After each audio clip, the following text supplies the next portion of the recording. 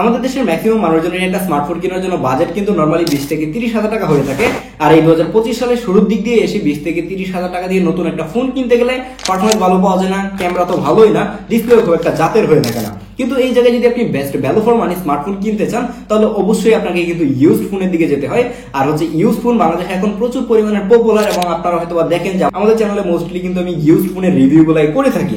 কিন্তু আপনি যদি ইউজড ফোন কিনতে চান আপনার বাজেট 20 থেকে 30,000 টাকা, তাহলে এই ভিডিওটা সম্পূর্ণ কন্টিনিউ করুন। তাহলে আজকের ভিডিওতে আপনি 7টা ফোন জানতে পারবেন, যেই 7টা ফোন আপনি 20 থেকে 30,000 টাকা বাজেটে পেয়ে যাবেন এবং 7টা ফোনই কিন্তু যে প্রাইস রেঞ্জে পাওয়া যাচ্ছে একদমই বেস্ট ডিল। তো চলুন কথা না বাড়িয়ে আমাদের নাম্বার 1 যে ফোনটা রয়েছে সেটা নিয়ে কথা বলা যাক। এবং এইটার বাজেট হচ্ছে এখন 20 থেকে 21,000 টাকা আর এটার মডেল হচ্ছে গুগল পিক্সেল 6a।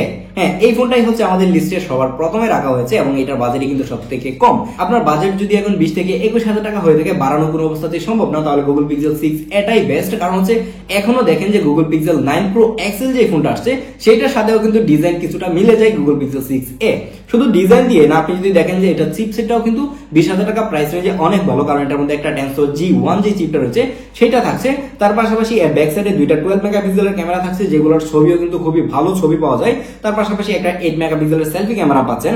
আর এটার মধ্যে কিন্তু এখন পর্যন্ত Android 15 রান করতেছে, যদিও কিনা এটার মধ্যে আর কোনো ধরনের অ্যান্ড্রয়েডের আপডেট পাবেন না। আর এটার ব্যাটারি ব্যাকআপও কিন্তু খুবই ভালো, এটাতে একটা 4400 mAh এর ব্যাটারি ইউজ করা হয়েছে। তার থেকে বড় বিষয় হচ্ছে যে এই ফোনটার মধ্যে আপনি পাচ্ছেন 6.1 ইঞ্চির একটা OLED ডিসপ্লে, যেটাই আমার কাছে অনেক বেশি ভালো লেগেছে। আপনি যদি একটা নরমালি নতুন ফোন কিনতে চান এই বাজারে, তাহলে কোনো অবস্থাতেই কিন্তু এরকম স্পেসিফিকেশন পাবেন না। আর আপনারা সবাই জানেন যে গুগলের ফোনগুলো ক্যামেরার জন্য কতটুকু ভালো।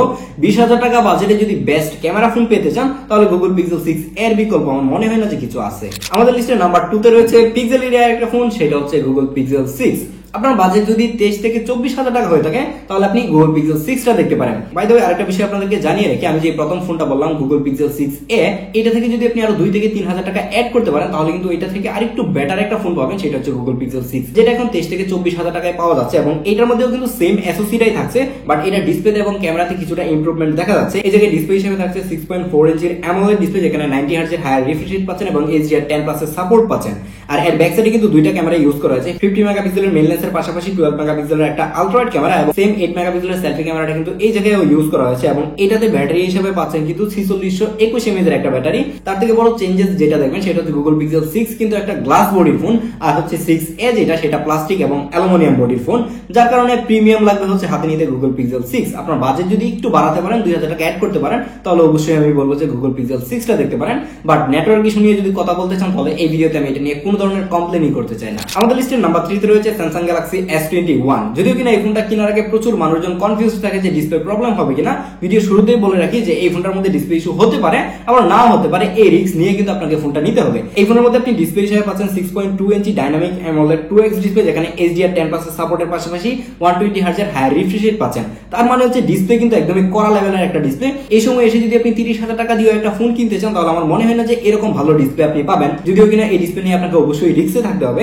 আর এই জায়গায় কিন্তু প্রসেসর হিসেবে ইউজ করা হয়েছে স্ন্যাপড্রাগন 888 চিপ, যেটা কিন্তু খুবই পাওয়ারফুল। আপনি 25,000 টাকা দিয়ে যদি কিনেন তাহলে এটার মধ্যে প্রচুর পরিমাণে গেমিং করতে পারবেন, বাট ওভারহিটের বিষয়টা আপনাকে মাথায় রাখতে হবে। তার থেকে বড় বিষয় হচ্ছে যে এর ব্যাক সাইডে কিন্তু 3টা ক্যামেরা ইউজ করা হয়েছে। এর মেইন লেন্সটা কিন্তু 12 মেগাপিক্সেলের এবং এর পাশাপাশি একটা 64 মেগাপিক্সেলের একটা টেলিফোটো লেন্স ইউজ করা হয়েছে, যেটা 1.1x অপটিক্যালি জুম করতে পারে, বাট ডিজিটালি কিন্তু এটা যেহেতু বেশি মেগাপিক্সেল যার কারণে এটা কিন্তু 3x হিসেবে ম্যাক্সিমাম টাইমে কাজ করে থাকে। আর একটা 12 মেগাপিক্সেলের আলট্রা ওয়াইড ক্যামেরা ইউজ করা হয়েছে, আর সেলফি ক্যামেরা হিসেবে একটা 10 মেগাপিক্সেলের ক্যামেরা থাকছে। তার মানে বুঝতেই পারতেছেন যে 25,000 টাকা বাজেটে এর ক্যামেরা সেটআপটাও কিন্তু জোস লেভেলের। আর এই বাজেটে যদি বেস্ট ক্যামেরা আউটপুট পেতে চান কিংবা ভালো একটা সফটওয়্যার এক্সপেরিয়েন্স পেতে চান তাহলে S21 এর বিকল্প কিছু নাই।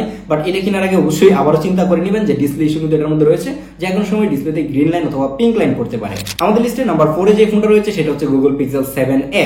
এই ফোনটা কিন্তু এখন 26 থেকে 27 কিংবা 28,000 টাকা এরকম প্রাইস রেঞ্জে পাওয়া যাচ্ছে। মোস্টলি এটা 27,000 টাকা এরকম প্রাইস রেঞ্জে পাওয়া যাওয়ার কথা। এই ফোনটার মধ্যে কিন্তু সেম 6.1 ইঞ্চির একটা OLED ডিসপ্লে ইউজ করা হয়েছে, বাট এটার মধ্যে কিন্তু 90 হার্টজ এর রিফ্রেশ রেট পাচ্ছেন। তার পাশাপাশি এটার প্রসেসরটা কিন্তু গুগল পিক্সেল 6 থেকেও বেটার। এটার মধ্যে Tensor G2 চিপ ইউজ করা হয়েছে, যার কারণে এটার মধ্যে কিন্তু নেটওয়ার্ক ইস্যু 6 কিংবা 6 এর পরিমাণে অনেকটাই কম। আর এই জায়গায় কিন্তু এর মেইন লেন্স হিসেবে ইউজ করা হয়েছে 64 মেগাপিক্সেলের একটা মেইন লেন্স এবং এর পাশাপাশি একটা 30 মেগাপিক্সেলের আলট্রা ওয়াইড ক্যামেরা আর 30 মেগাপিক্সেলের একটা সেলফি ক্যামেরা। এই প্রথমবারই কিন্তু গুগল এত বেশি মেগাপিক্সেলের একটা ক্যামেরা ইউজ করছে এই গুগল পিক্সেল 7 এর মধ্যে, যার কারণে এটা থেকে কিন্তু খুবই ভালো পিকচার আউটপুট পাবেন। পিক্সেল 6 থেকেও অনেকটাই বেটার ছবি দিচ্ছিল হচ্ছে গুগল পিক্সেল Pixel 7a।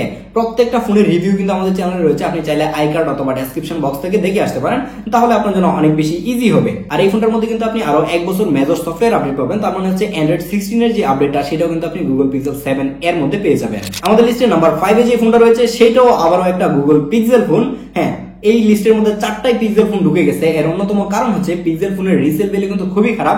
আপনি যখন একটা নতুন পিক্সেল ফোন কিনবেন 50,000 কিংবা 60,000 70,000 টাকা দিয়ে, সেটা বছর ঘুরে আসতে না আসতে সেটার প্রাইস অর্ধেক কমে যায়। যার কারণে কিন্তু আমি সবসময় ইউজড পিক্সেল ফোনগুলাই সাজেস্ট করে থাকি, কারণ এগুলো তখন best value for money phone হয়ে থাকে, কারণ এগুলোর প্রাইস কিন্তু খুব দ্রুতই অনেক বেশি কমে যায়। আর আমাদের লিস্টে নাম্বার 5 এ কিন্তু রয়েছে Google Pixel 7, যেটা কিন্তু এখন 29 থেকে 30,000 টাকা প্রাইস রেঞ্জে পাওয়া যাচ্ছে। কিছু কিছু ক্ষেত্রে হয়তো বা কন্ডিশন অনুযায়ী প্রাইসটা একটু বাড়তে পারে, 31,000 টাকাও চলে যেতে পারে। বাট 31,000 টাকা দিয়েও যদি আপনি Google Pixel 7 নেন, এই বাজেটে best camera output, best performance কিন্তু এই ফোনটা থেকেই পাবেন। এটাতে ডিসপ্লে হিসেবে থাকছে 6.3 ইঞ্চির একটা AMOLED ডিসপ্লে, যেখানে 90 Hz এর হাই রিফ্রেশ রেটের পাশাপাশি HDR10+ এর সাপোর্ট পাচ্ছেন। আর এটা পিক ব্রাইটনেসও কিন্তু সবগুলো ফোন থেকে অনেক বেশি, 1400 নিটস, যার কারণে ডে লাইটে দেখতে কোনো অবস্থাতেই প্রবলেম হবে না। আর এটার মধ্যেও কিন্তু Google Pixel 7 এতে যে চিপ ইউজ করা হয়েছে Tensor G2 সেম চিপটা ইউজ করা হয়েছে, যার কারণে নেটওয়ার্ক ইস্যু যেটা ছিল সেটা কিন্তু অনেকটাই কমে গেছে এই ফোনটার মধ্যে। আর এই জায়গায় কিন্তু মেইন লেন্স হিসেবে ইউজ করা হয়েছে 50 মেগাপিক্সেলের ক্যামেরা। অনেকেই হয়তো এখন কনফিউজড হতে পারেন, 7a তে ইউজ করা হয়েছে 64 মেগাপিক্সেল, বাট এটাতে 50 মেগাপিক্সেল। এটার 50 মেগাপিক্সেলের সাথে কিন্তু 64 মেগাপিক্সেলের খুব বেশি একটা ডিফারেন্স দেখতে পারবেন না, সিমিলার একটা আউটপুটে কিন্তু দিচ্ছি। তার পাশাপাশি 12 মেগাপিক্সেলের একটা আলট্রাওয়াইড ক্যামেরা এবং 10 মেগাপিক্সেলের সেলফি ক্যামেরা থাকছে। আর এই ফোনটা কিন্তু 30,000 টাকা বাজেটে যে ইউজড ফোনগুলো পাওয়া যায় সেগুলো থেকে সবথেকে বেশি ব্যাটারি ব্যাকআপ কিন্তু আপনি Google Pixel 7 এই পাবেন। আর এটার মধ্যে কিন্তু ব্যাটারি হিসেবে থাকছে 4355 mAh এর ব্যাটারি। এটা দিয়ে কিন্তু অনায়াসে আপনি সারাদিন ব্যাটারি ব্যাকআপ পাবেন। 30,000 টাকা বাজেটে যদি সেফ জোনে থাকতে চান তাহলে Google Pixel 7টা আপনি চোখ বন্ধ করে নিতে পারেন। 20 থেকে 30,000 টাকা বাজেটে স্মার্টফোন সাজেস্ট করতেছি, এই জায়গায় আইফোন আসবে না, এটা তো হতেই পারে না, না হলে কিন্তু অ্যাপেল ফ্যানবয়রা আবার আমাকে মারতে পারে। যার কারণে কিন্তু আমি এই আইফোনটাকে অবশ্যই রাখছি এবং রাখা উচিত। আর এই বাজারে 30,000 টাকা এখন বেস্ট আইফোন হচ্ছে আইফোন 11, যেটা কিনা 28,000 টাকা মাঝে মাঝে পাওয়া যায়। 64GB যে ভেরিয়েন্ট রয়েছে সেটা কিন্তু 28,000 টাকা হয়তো আপনি খুঁজলে পেয়ে যেতে পারেন। আর আইফোন যদি কিনতে চান তাহলে আইফোন 11 এর বিকল্প এই বাজারে আর কিছুই নাই, যার কারণে আইফোন 11 এর স্পেক বলে আর সময় নষ্ট করছি না। আমাদের লিস্টে সর্বশেষ যে ফোনটা রয়েছে সেটা হচ্ছে একটু আনকমন ফোন, যার কারণে এটাকে সবার শেষে রাখছি। আর এটা কিন্তু মার্কেটে খুব বেশি একটা অ্যাভেলেবল না। আর এটা হচ্ছে নাথিং ফোন 1a। হ্যাঁ, এটাকেও এই লিস্টে রাখা লাগছে, কারণ এইটা কিন্তু এখন মোটামুটি 27-28 এরকম প্রাইস রেঞ্জে পাওয়া যাচ্ছে। বাট এই ফোনটা আপনি খুঁজে পাবেন কিনা সেটা আমি শিওর না, যার কারণে এই ফোনটা নিয়েও আমি স্পেক বলে সময় নষ্ট করতেছি না। আপনি চাইলে এই ফোনটাও দেখতে পারেন, এটাও কিন্তু এই বাজারে খুবই ভালো একটা ফোন। তো আজকের ভিডিওটা এখানে শেষ করতে হচ্ছে। পরবর্তী ভিডিওতে আমরা আলোচনা করবো 40 থেকে 50,000 টাকা বাজেটে বেস্ট স্মার্টফোন কোনটা রয়েছে এবং আপনার কোনটা কেনা উচিত। তো দেখা হচ্ছে পরবর্তী ভিডিওতে। আল্লাহ হাফেজ।